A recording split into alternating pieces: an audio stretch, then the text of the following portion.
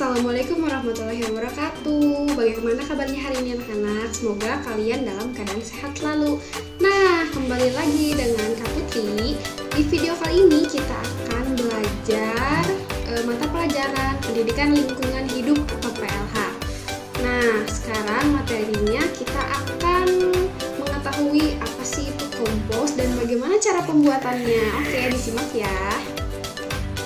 Kompos adalah hasil penguraian parsial tidak lengkap dari campuran bahan organik yang dapat dipercepat secara artifisial. Nah, kompos juga merupakan pupuk alami atau organik yang dapat dibuat dari bahan-bahan hijau dan bahan organik lainnya yang ditambahkan dengan sengaja sehingga proses pembusukan akan lebih cepat.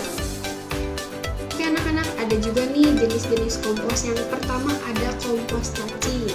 Kompos cacing merupakan kompos yang dihasilkan melalui kerjasama antara mikroorganisme dan juga cacing tanah dalam mekanisme proses penguraian bahan organik. Nah, kehadiran cacing tanah membantu proses penguraian bahan-bahan organik yang kemudian akan diuraikan kembali oleh mikroorganisme. Kompos cacing juga dikenal sebagai unsur-unsur hara yang dibutuhkan bagi tanaman seperti fosfor, nitrogen, mineral, vitamin.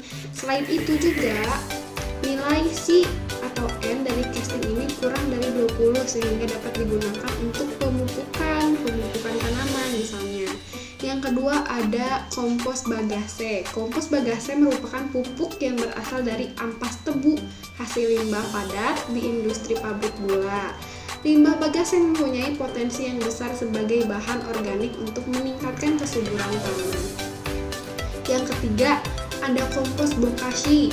Kompos bokashi adalah pupuk yang dihasilkan dari bahan organik yang difermentasikan dengan teknologi efektif.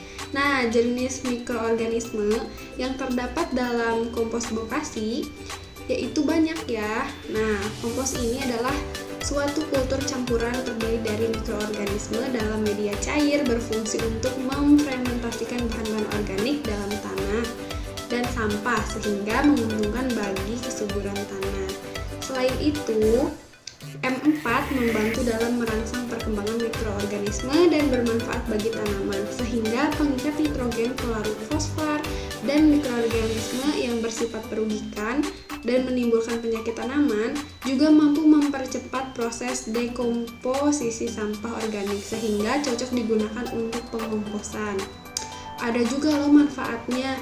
Nah, bagi lingkungan manfaatnya pupuk ini dari aspek lingkungan yaitu mengurangi pencemaran lingkungan, dan manfaat bagi tumbuhan yaitu meningkatkan kesuburan tanah serta menyediakan unsur-unsur hara, mineral memadai dan seimbang yang bisa diserap oleh tanaman. Kemudian manfaat bagi tanah yaitu memperbaiki struktur drainase dan tata udara dalam tanah, memperbesar daya ikat air terhadap tanah, daya ikat tanah terhadap unsur hara, membantu dalam proses pelapukan mineral menjadi sumber bahan makanan bagi mikroorganisme, dan menurunkan aktivitas mikroba yang merugikan. Nah, bahan-bahan yang dapat dikomposkan yaitu seperti limbah residu tanaman, kemudian pupuk hijau, terus kotoran padat hewan, dan masih banyak lagi. Nah, untuk lebih jelasnya lagi, kalian boleh menyimak video setelah ini bagaimana cara membuat kompos dan apa aja yang harus dipersiapkan, alat dan juga bahannya. Simak ya.